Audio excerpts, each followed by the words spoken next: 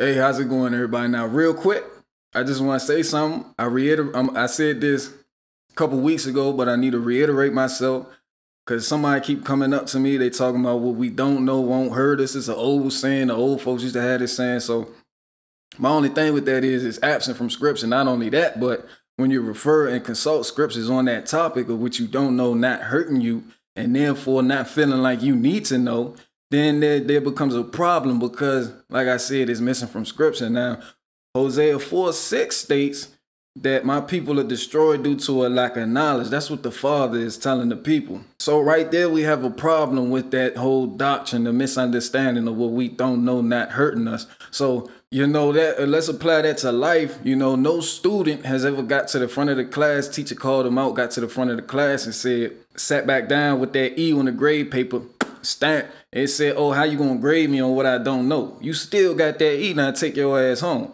So right there, we have a problem. No group of tapeworms ever swam around in somebody's lower intestine like, yeah, you think he knew better not to eat that uncooked pork like he did? And they was like, nah, he ain't know. You think we should leave? Nah, we in here.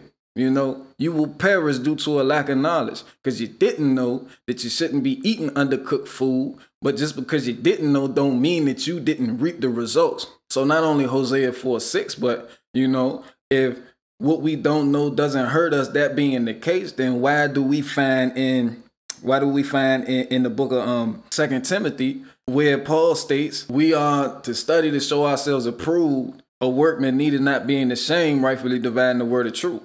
So if that being the case, we are to study. And that goes hand in hand with Hosea 4:6.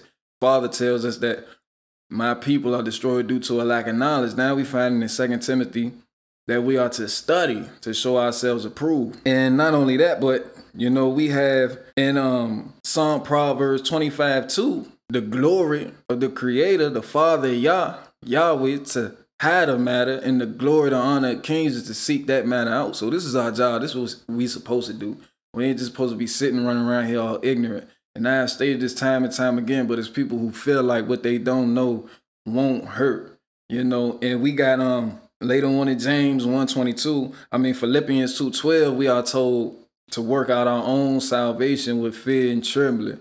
That means we got to put some work in as believers. So come on now, do away with that. Don't even come up to me talking about, well, how everybody just going, because they don't know, they perish. Well, people didn't know necessarily that genetically modified corn and starch and soybean was messing up their bodies, but they still kept putting it in their body, and as a result, they got that ball that they had to get surgically removed from their body. Nobody told people that fluoride can cause tumorous cancers and reduction in IQ, but still it's been put in the water, and you drinking it just because you don't know don't mean you won't reap the benefits. So come on now, Hosea 4:6 says, my people destroyed due to a lack of knowledge. I'm going to need y'all to work out your own salvation with fear and trembling. My name not important. Gone.